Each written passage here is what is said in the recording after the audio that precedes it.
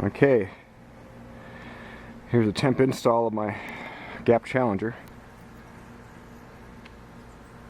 Puppy's up there, that's for sure. There's temporary guy wires using an umbrella base with concrete base on it, I guess, here to put it in.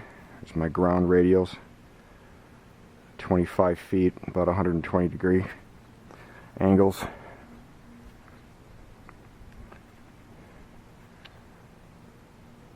So I'm getting ready to terminate the coax and see what this thing tunes up like.